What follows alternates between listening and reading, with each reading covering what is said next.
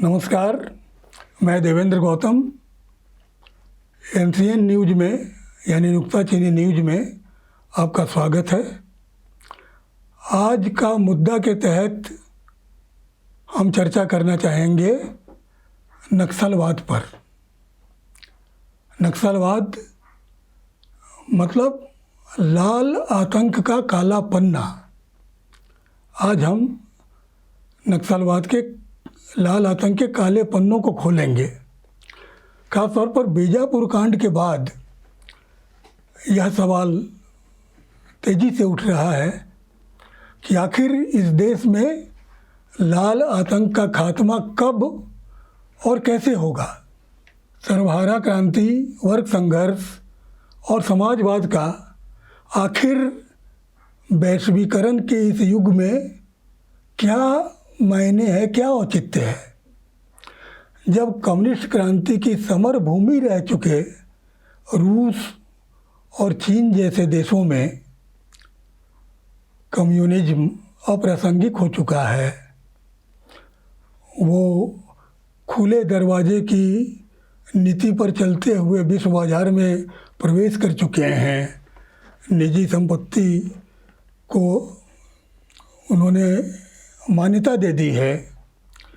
ऐसी स्थिति में भारत में आखिर रूस और चीन की क्रांति की पुनरावृत्ति कैसे हो सकती है? नहीं हो सकती। आज सही पूछिए तो माओवाद के नाम पर आतंक कायम करना और आतंक के बल पर लेवी की वसूली करना, यही काम रह गया है। झारखंड हो, छत्तीसगढ़ हो, हर जगह यही है। ये खनिज जो खदान क्षेत्र हैं, खनिज बहुल क्षेत्र या औद्योगिक क्षेत्र हैं, या जंगल माफिया जहाँ सक्रिय है, वहाँ ये हर वैध अवैध धंधे में लेवी लेते हैं। एक तरह से कहिए तो जिस तरह महाराष्ट्र में वसूली गैंग चल रहा था, ठीक उसी तरह ये वसूली करते हैं। लेकिन इनकी जांच कोई एनआईए नहीं करती। ये अपनी मर्जी के राजा हैं। जिन इलाकों में इन्होंने अपना सघन प्रभाव क्षेत्र बना रखा है, वहाँ एक तरह से समानांतर शासन चलाने की कोशिश करते हैं। चला पाते हैं या नहीं, ये बात की बात है। ये जिस ढंग से काम कर रहे हैं वो न मार्क्सवाद है, न लेनिनवाद है, न माओवाद है। कम्युनिज्म के इन तीन पुरोधाओं में से किसी का वो रास्ता नहीं है जिस पर ही चल रहे हैं। दूसरी बात यह है कि समय काल परिस्थिति के अनुरूप चीज़ें बदलती हैं और उस हिसाब से अपने आप में, अपने विचारों में, अपने सिद्धांतों में परिवर्तन लाना पड़ता है। रूस और चीन में जब कम्युनिस्ट क्रांति हुई थी तो उस समय वहाँ पर सामंती व्यवस्था थी। आम जनता को वोट देने का अधिकार नहीं था। एक निरंकुश सत्ता अपनी मर्जी से शासन चलाती थी। उसकी निरंकुशता को लेकर के जो आक्रोश था, उसने मौका दिया लेनिन और माओ को जनगोलबंदी का। उन्होंने गोलबंदी की, अभियान चलाया और सफल हो गए। भारत में तो लोकतांत्रिक व्यवस्था है। यहाँ लोगों को वोट देने का अधिकार है। यहाँ सत्ता बंदूक की नली से नहीं निकलती। यहाँ सत्ता निकलती है बैलेट पेपर से, ईवीएम मशीन से। तो अगर माओवादियों को ये लगता है कि जनता उनके विचारों को बहुत ज़्यादा पसंद कर रही है, उनका जनाधार बहुत ज़्यादा है, तो उस जनाधार को वोट में बदलो। आ जाओ मैदान में चुनाव के, बना लो सरकार अपनी, कौन रोकता है? जनता जिसको चाहेगी उसकी सरकार बनाएगी। अब बंदूक के बल पर तो सत्ता नहीं निकलेगी, वो ज़माना चला गया।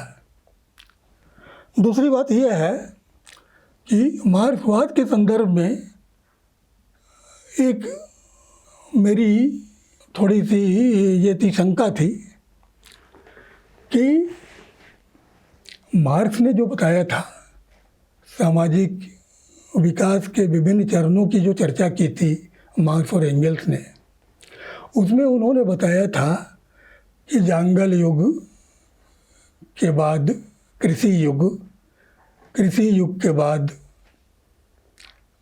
पूंजीवादी युग, पूंजी का युग, और उसके बाद समाजवाद का युग आएगा। रूस और चीन या कंबोडिया या उत्तरी कोरिया, जहाँ भी कम्युनिस्ट क्रांति हुई वहाँ औद्योगिक क्रांति नहीं हुई थी। मार्क्स का कहना था, ऐसा एक्चुअली हुआ तो क्या था कि मार्क्स ने जिस समय अपनी अवधारणाएं रखी थी, जिस समय वो पूंजी लिख रहे थे, अपनी मुख्य सैद्धांतिक पुस्तक पूंजी, कैपिटल, दास कैपिटल, तो वो था औद्योगिक क्रांति का प्रारंभिक दौर। इंग्लैंड, फ्रांस, जर्मनी जैसे देशों में औद्योगिक क्रांति की शुरुआत हुई थी, और स्वाभाविक है कि वो जो काल था वो सामंतवाद और लोकतंत्र के बीच के संक्रमण का काल था। लोकतांत्रिक व्यवस्था में औद्योगिक क्रांति हुई, या औद्योगिक क्रांति ने लोकतंत्र की व्यवस्था को मजबूत किया। तो औद्योगिक क्रांति के उस युग में मार्क्स ने ये समझा था कि यही मानसिकता रहेगी मिल मालिकों की, वो मजदूरों का शोषण करेंगे, मजदूरों के अंदर मिल मालिकों के खिलाफ क्षोभ उत्पन्न होगा जो एक व्यापक रूप लेगा और धीरे धीरे एक बड़ी सामाजिक क्रांति को जन्म देगा। क्योंकि औद्योगिक मजदूर पढ़े लिखे होते हैं, उन्नत चेतना के होते हैं, इसलिए उनको लगता था कि वो सामाजिक क्रांति का नेतृत्व करेंगे, लेकिन ऐसा हुआ नहीं। औद्योगिक क्रांति जब अगले चरण में गई तो उसने अपने आप को सामंती मानसिकता से अलग कर लिया। मजदूरों का शोषण करने की जगह मजदूरों को आवश्यक सहूलियतें देकर, एक बेहतर जीवन स्थिति देकर और उनकी शारीरिक और मानसिक शक्ति का भरपूर दोहन कर सकने की स्थिति उन्होंने बनाई।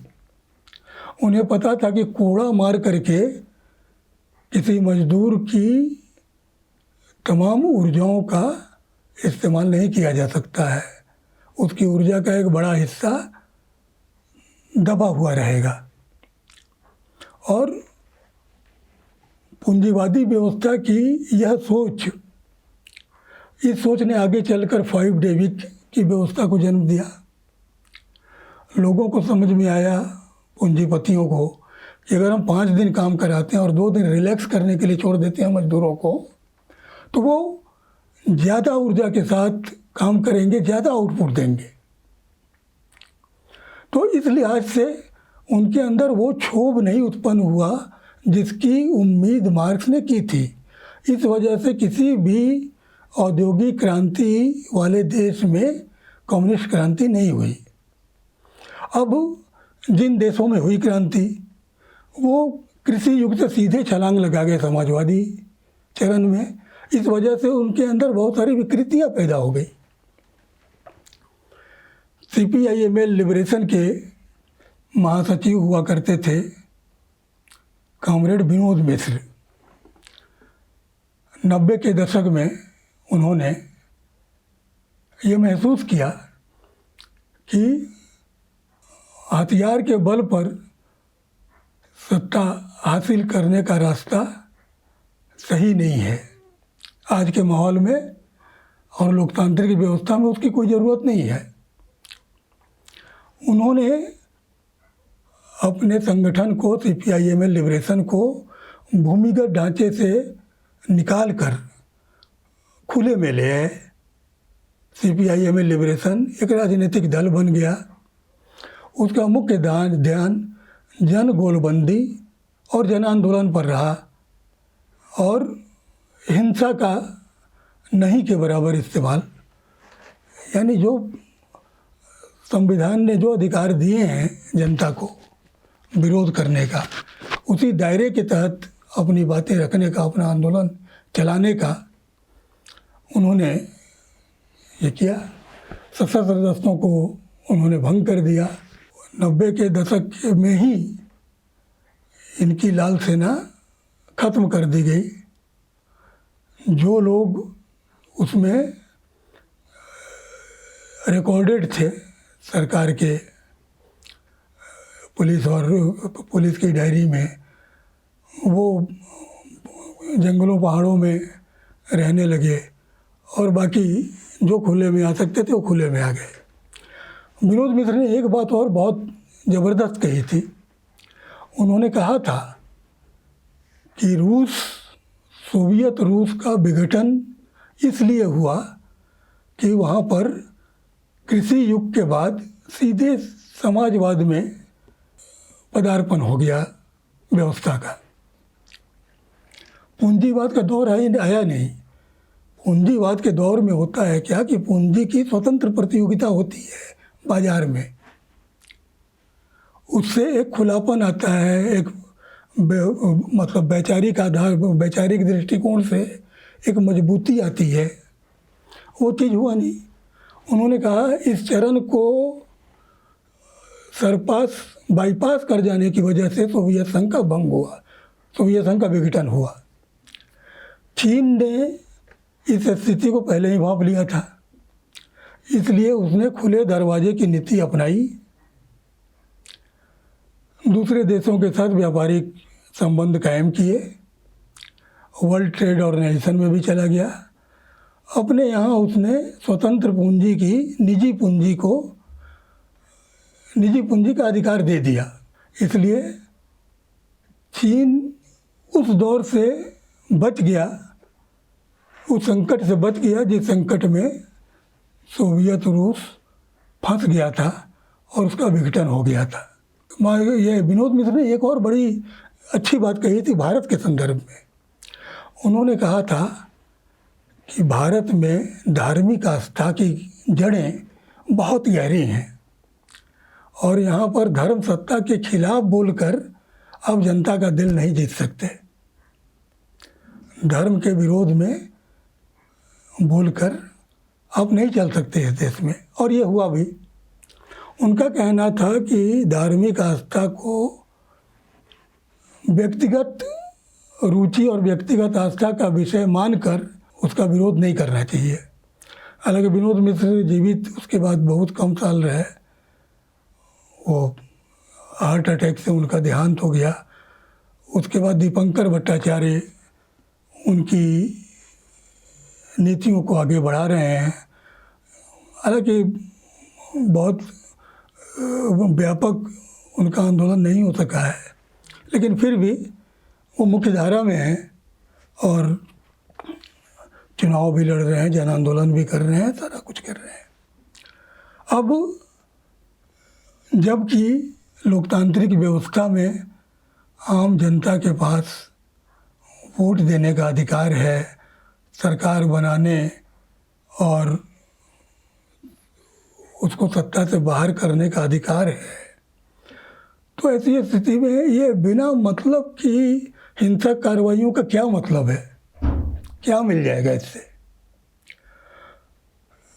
एक बात हुई है इस घटना के बाद, बीजापुर वाली घटना के बाद वहाँ की जोनल कमेटी ने, जिसने इस घटना को अंजाम दिया, इस हमले को, उसने प्रस्ताव रखा था शांति वार्ता का कि मध्यस्थ बहाल कीजिए और वार्ता कीजिए। अब ये वार्ता एक जोनल कमेटी से तो नहीं होगी और जोनल कमेटी की के साथ वार्ता का कोई नतीजा नहीं निकलेगा। वार्ता जब भी होगी तो उसकी केंद्रीय कमेटी और पोलित ब्यूरो से होगी। अगर केंद्रीय कमेटी और पोलित ब्यूरो के लोग भी ऐसा समझते हैं कि वो जिस रास्ते पर चल रहे हैं वो गलत है, उनको अपना रास्ता बदलना चाहिए, तो बेहतर है कि वो अपनी तमाम कमेटियों को ये निर्देश दें कि वो धीरे धीरे अपने हथियारों के साथ आत्मसमर्पण कर दें और मुख्य धारा में चले आएं। एक जिस तरह दूसरे राजनीतिक दल हैं उस तरह वो काम करें संसदीय व्यवस्था के तहत, संसदीय लोकतंत्र की व्यवस्था में। अगर उनके सिद्धांतों में, उनकी बातों में इतना दम है कि बंदूक के भय के बिना भी उनकी बातों को लोग सर आंखों पर उठा सकते हैं, तो गोलबंदी करें लोगों की, किसने रोका है? बना ले सरकार, कर ले परिवर्तन, जिस तरह की व्यवस्था लाना चाहते हैं ले आए। हमारे मोदी जी तो ला ही रहे हैं ना। अब तक 70 सालों में जो व्यवस्था चली आ रही थी, हमारे प्रधानमंत्री नरेंद्र मोदी जी ने उसमें मूलभूत परिवर्तन किए। अब वो परिवर्तन कितने अच्छे कितने बुरे हैं ये बहस का विषय है, लेकिन किए उन्होंने। तो जो भी नई सरकार आएगी वो अपने हिसाब से चीज़ों को चला सकती है, तो क्यों बेहतर होगा कि CPI-ML लिबरेशन और दूसरे नक्सली संगठनों का रास्ता अपनाएं, हिंसा का रास्ता छोड़ें और मुख्य धारा में आ जाएं। अगर उनकी बातों में दम होगा तो जनता उनको सत्ता सौंपेगी, नहीं होगा तो नहीं सौंपेगी। बस मेरा मुख्य रूप से यही कहना है। माओवादियों से भी मैं यही कहूँगा कि वो जिस रास्ते पर चल रहे हैं उस पर एक बार पुनर्विचार करें, सोचें कि वो कितना सही है कितना गलत। और सिर्फ लेवी वसूली किसी क्रांति को जन्म नहीं दे सकती है, सिर्फ अराजकता को जन्म दे सकती है, और अराजकता से कोई परिवर्तन नहीं आता है। इस बात को समझने की ज़रूरत है। आज के एपिसोड में बस इतना ही। कल फिर किसी दूसरे मुद्दे को लेकर आपके बीच आएंगे। आपसे एक गुजारिश है कि आप इस चैनल को सब्सक्राइब कर लें और इसे ज़्यादा से ज़्यादा शेयर करें ताकि लोगों तक बात पहुँचे। और आप सब्सक्राइब कर लेंगे तो हम जिस जिस मुद्दे पर बात करेंगे उसका आपके पास सबसे पहले नोटिफिकेशन पहुँच जाएगा। धन्यवाद।